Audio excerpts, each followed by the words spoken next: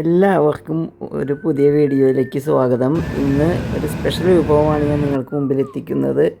ഇത് ഉണ്ടാക്കിയിരിക്കുന്നത് ഞാനല്ല, എൻ്റെ അടുത്ത കൂട്ടുകാരിയും അയൽവാസിയുമായ റെഹാനയാണ്. അപ്പോൾ ഇതെങ്ങനെ ഉണ്ടാക്കാമെന്ന് നമുക്ക് കാണാം കേട്ടോ. പകുതി കുക്കിംഗ് റെഹാനയുടെ കിച്ചണിലും ബാക്കി കുക്കിംഗ് എൻ്റെ കിച്ചണിലും കേട്ടോ. ചിക്കൻ ചെറിയ ചെറിയ കഷ്ണങ്ങളായി നോക്കിയെടുക്കുക. അതിലേക്ക് ഒരു സ്പൂൺ മുളക് പൊടി, ആവശ്യത്തിന് മഞ്ഞൾപ്പൊടി, ഉപ്പ്, ഗാർലിക് ജിഞ്ചർ പേസ്റ്റ് ഇതെല്ലാം ചേർത്ത് ഒന്ന് നല്ല പോലെ മിക്സ് ചെയ്ത് വെക്കുക. അതിന് ശേഷം കുറച്ച് കഴിഞ്ഞാൽ അത്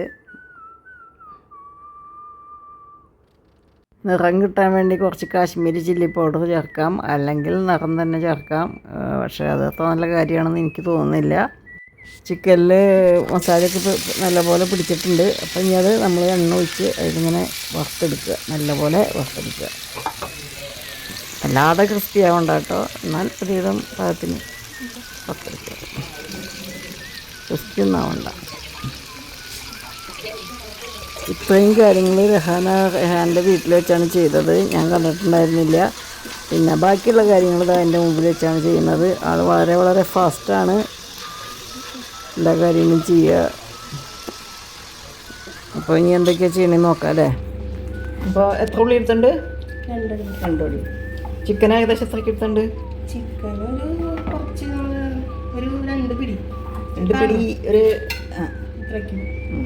വറുത്തത് അല്ലേ?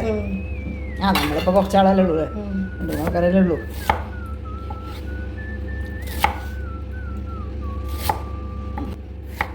അപ്പോൾ 2 ഉള്ളി പൊടിയായിട്ട് അരിഞ്ഞിട്ടുണ്ട് നമ്മൾ അല്ലേ. എനിക്ക് വല്ലാതെ പൊടിയല്ല, എന്നാലും ഒരുവിധം പൊടിയായിട്ട് അരിഞ്ഞിട്ടുണ്ട്.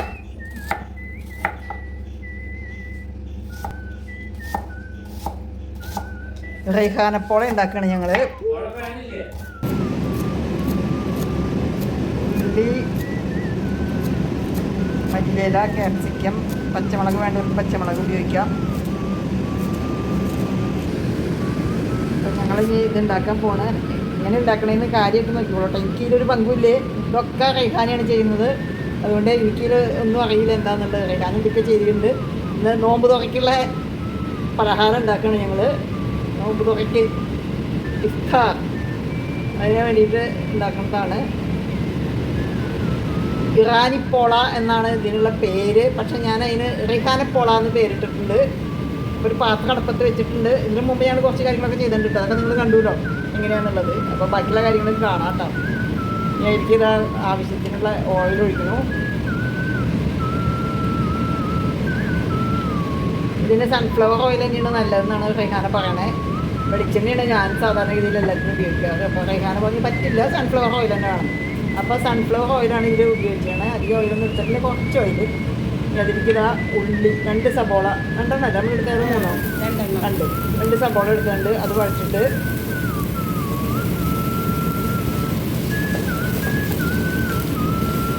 ഒരു നുള്ള് ഉപ്പ് വിതറുണ്ട്. കാരണം എന്താ വെച്ചാൽ ഇങ്ങനെ ഉപ്പ് വിതറി കഴിഞ്ഞാൽ ഉള്ളി വേഗം വഴിച്ച് കിട്ടും.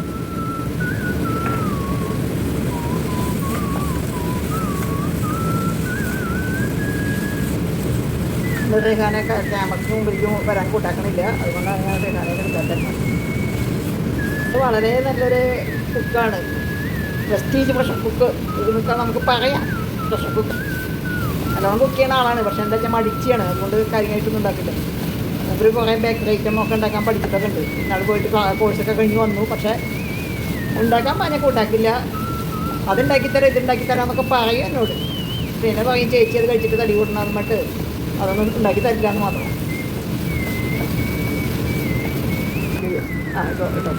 ഞാൻ എനിക്ക് ആവശ്യത്തിന് ഇഞ്ചി വെളുത്തുള്ളി പേസ്റ്റ്, ഗാർലിക് ജിഞ്ചർ പേസ്റ്റ് ആവശ്യത്തിന് ചേർക്കുക. ഇതൊക്കെ ഞങ്ങൾ വീട്ടിൽ തന്നെ അരച്ചുണ്ടാക്കണം സാർ, അതുകൊണ്ട് ഒരു കുഴപ്പമില്ലാത്തതാണ്. പിന്നെ ഒരു നുള്ള കറിവേപ്പില,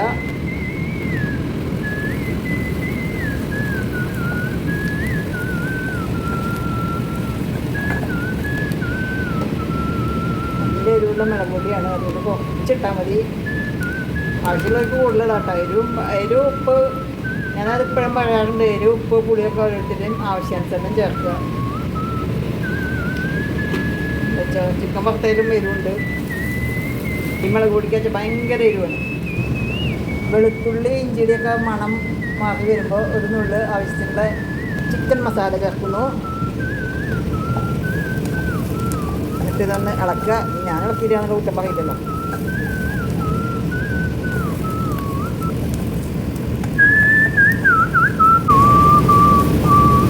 അപ്പോൾ നല്ല മണം വരുന്നുണ്ട്. വെളുത്തുള്ളി പേസ്റ്റിൻ്റെയും ചിക്കൻ മസാലയുടെയൊക്കെ കൂടിയിട്ട് പിന്നെ ഇതാ ഒരു പിടി മല്ലിയില.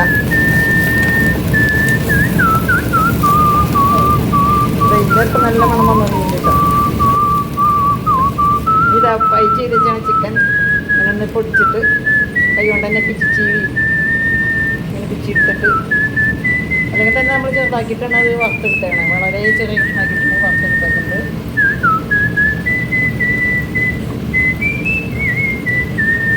അപ്പോൾ ഒന്ന് ഇങ്ങനെ വലിയ കഷ്ണം ഉണ്ടെങ്കിൽ അതിങ്ങനെ ഒന്ന് നുള്ളിയിടുക. കഷ്ണമാക്കാതിരിക്കാൻ വേണ്ടി ചെറിയ കഷ്ണമായിട്ടൊന്ന് ആദ്യമേ വറുത്തെടുത്തേക്കാണ്.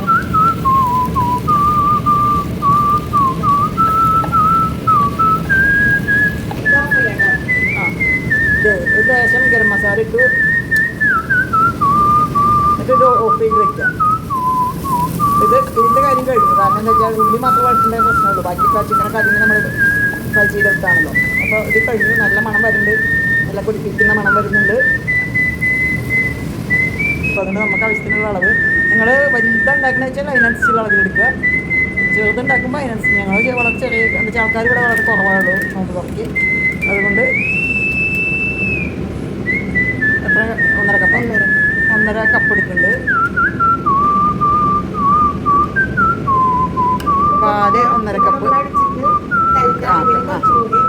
ഇപ്പോൾ 1 കപ്പ് എടുത്തിട്ടുള്ളൂ. ഞാൻ 2 മുട്ട എല്ലാം കൂടിയിട്ട് അടിക്കും.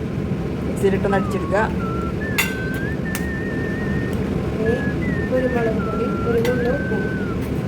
എനിക്കൊരു നുള്ളിൽ ഉപ്പും കുറച്ച് കുരുമുളക് പൊടി.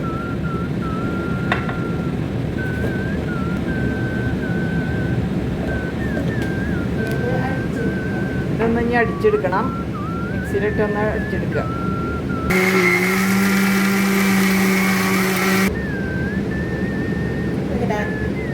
എത്ര ഓയിൽ ഒഴിക്കണം? 1/2 കപ്പ്. 1/2 കപ്പ് ഓയിലും കൂടി ഒഴിച്ച് മിക്സ് ചെയ്യുക.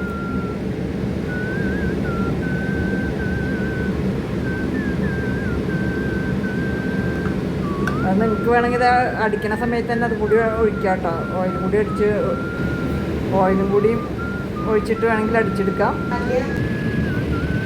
എന്നിട്ട് ആ പാത്രം ചൂടായി വരുമ്പോൾ, അധികം ചൂടാവണ്ട, ഒന്ന് ചൂടായി വരുമ്പോൾ നമ്മൾ അടിച്ചെടുത്ത ബാറ്ററിയിൽ ഒഴിക്കുക. ഈ ലൂസ് വേണം. അപ്പോൾ ആദ്യത്തിൽ ഇത്തിരി തിക്കായിരുന്നു. അപ്പോൾ ഞങ്ങൾ ഇത്തിരി കൂടി പാലൊഴിച്ചു. എന്നിട്ട് ഈ ലൂസാക്കി, ഏകദേശം ഈ ലൂസിലാണ് വേണ്ടത്. അല്ലാതെ ടൈറ്റ് ആകുമ്പോൾ അതിങ്ങനെ ശരിയാവില്ല. അപ്പോൾ ഈ ലൂസിലാണ് ബാറ്റർ ഉണ്ടാക്കേണ്ടത്. ഇനി അത് ആ പാത്രം ചൂടായി തുടങ്ങിയിട്ടുണ്ട്. അപ്പോൾ അതിലേക്കത് ഒഴിക്കുകയാണ്. പകുതി ഉണ്ടാക്കി വെച്ച ബാറ്ററിൽ പകുതി ഇതിലേക്ക് ഒഴിക്കുക.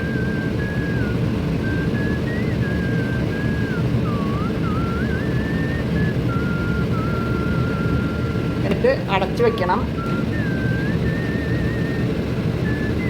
ചെറിയ ചൂടിലാണ് വേവാൻ. ഇനി നമുക്ക് ക്യാപ്സിക്കം അരിയാം. അത് മുകളിൽ ഡെക്കറേറ്റ് ചെയ്യാൻ വേണ്ടിയിട്ട് ക്യാപ്സിക്കം ഇല്ലാച്ചിട്ട് ഇതിൻ്റെ ടേസ്റ്റ് ഒന്നും കുറയാൻ പോകില്ല കേട്ടോ. അപ്പോൾ ക്യാപ്സിക്കം ഇല്ലാച്ചിട്ട് ഇത് ഉണ്ടാക്കാതിരിക്കേണ്ട നിങ്ങൾ. ക്യാപ്സിക്കം നമ്മൾ ഭംഗിക്ക് വേണ്ടി ഒന്ന് വയ്ക്കാൻ വേണ്ടിയിട്ടാണ്. ഇതിപ്പോൾ ഇതേപോലെ വന്നിട്ടുണ്ട്, കണ്ടില്ലേ?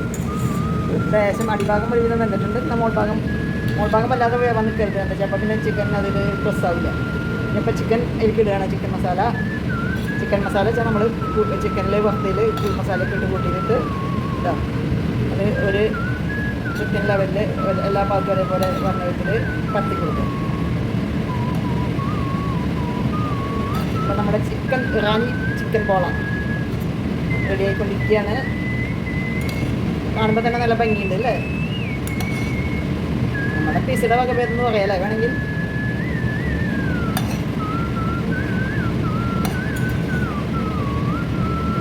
പ്രശാന്ത് രാമൂരാത് ഇതൊക്കെ നല്ല ഇഷ്ടമായിരുന്നു. കുഞ്ഞുമോക്ക് ഇഷ്ടമായിരുന്നു. ഇപ്പം അവിടെ ചെന്നാകുമ്പോൾ പറയും എന്നോട് അവരുണ്ടാക്കി തന്നോ കേട്ടോ. ആ വലിയ വിഷമമുള്ള പണിയൊന്നും ഇല്ല അല്ലേ, അത്രയ്ക്ക് വലിയ വിഷമമൊന്നുമില്ല. അതുകൊണ്ട് ഇനി ബാക്കിയുള്ള പാത്രം കൂടി ഇങ്ങനെ ഒഴിക്കുക, നടുവിനെ ഒഴിച്ചിറങ്ങിയിട്ട് ഇങ്ങനെ ഒഴിക്കുക. ചിത്രം വരയ്ക്കുന്നു ചിത്രം വരയ്ക്കുന്നു രഹന ചിത്രം വരയ്ക്കുന്നു. എല്ലാ ഭാഗത്തും ഒരേ കണക്കിൽ വരാൻ വേണ്ടിയിട്ട് ഇങ്ങനെ ഒഴിച്ചുകൊണ്ടിരിക്കുന്ന രഹന.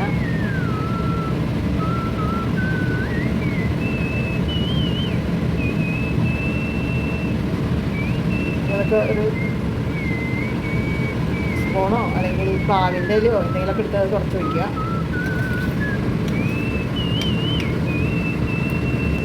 ഇനി ഇതിപ്പോൾ തന്നെ ഡെക്കറേറ്റ് ചെയ്ത് വെക്കണം, എന്നിട്ട് വേണം അടച്ച് വെക്കാൻ. അല്ല കണ്ട് മൂക്കൊക്കെ പോലെ വെക്കണം.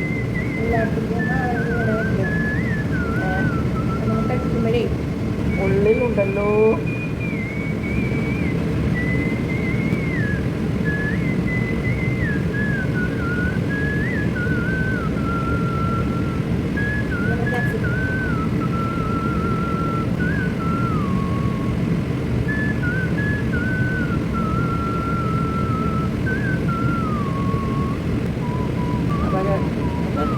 എന്നിട്ട് ഇത് അടച്ച് വെക്കുക.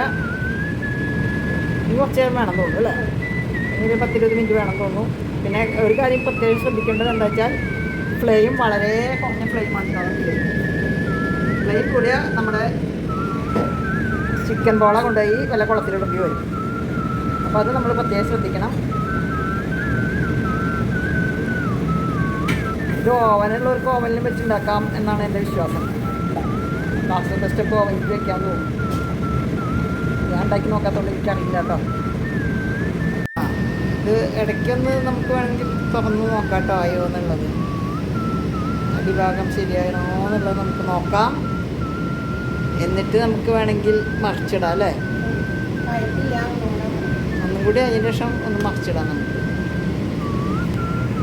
ചൂട് കൂടുതലാണെന്ന് സംശയം തോന്നിയത് കൊണ്ട് ഞങ്ങൾ അടുപ്പൊന്ന് മാറ്റി കേട്ടോ.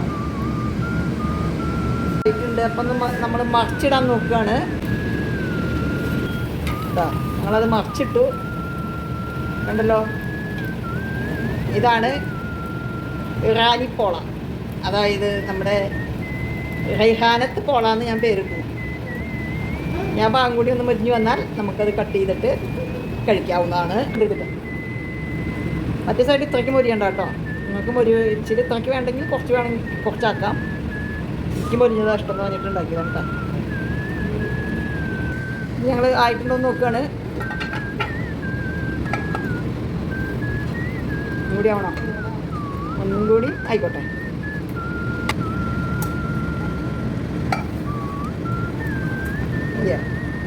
അതില്ലേ അങ്ങനെ കുത്തി നോക്കിയാൽ അറിയാം ആയിട്ടുണ്ടോന്നുള്ളത്. കണ്ടില്ലേ, ആയില്ലേ. വേണമെങ്കിൽ അതിൽ തന്നെ കുറച്ച് നേരം വെച്ച് നോക്കാം വേണമെങ്കിൽ. ഇതാ നമ്മുടെ ഇറാനിപ്പോള ഉണ്ടാക്കി കഴിഞ്ഞു. ഇനി നോമ്പ് നോക്കേണ്ട സമയത്ത് അത് കട്ട് ചെയ്യാം. അപ്പോൾ അത് ഇന്നത്തെ പോള കട്ട് ചെയ്യാണ്. ഇനി happy returns of the day. Non veg കഴിക്കാത്തവർക്ക് ഇത് പനീർ ഉപയോഗിച്ചുണ്ടാക്കാം. പിന്നെ കോളിഫ്ലവർ വെച്ചുണ്ടാക്കിയാൽ ടേസ്റ്റ് ഉണ്ടാവും തോന്നുന്നു. ഇതൊരു പിസയുടെ വകഭേദം എന്ന് തന്നെ പറയാം അല്ലേ. കുറച്ച് മസാല ചീസൊക്കെ ഇട്ട് കഴിഞ്ഞാൽ അത് പിസയായി അല്ലേ. ഞാനിത് പനീർ വെച്ച് ട്രൈ ചെയ്തിട്ട് നിങ്ങൾക്ക് കാണിച്ചു തരാം കേട്ടോ.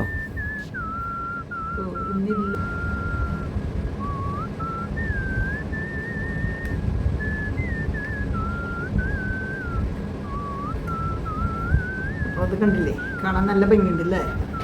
ചിക്കൻ പീസും മറ്റേ മുളകിൻ്റെ മുട്ടയായിട്ട് നല്ല ഭംഗിയുണ്ട് കാണാൻ. ഇതെല്ലാവരും ഉണ്ടാക്കി നോക്കുക. ഇഫ്താറിനും ഉണ്ടാക്കാം, വല്ലവരും വിരുന്ന് വരുമ്പോഴും ഉണ്ടാക്കാം, ഒക്കെ ഉണ്ടാക്കാം കേട്ടോ. അപ്പോൾ അതൊന്ന് ടേസ്റ്റ് കൂടി ചെയ്ത് നോക്കാം.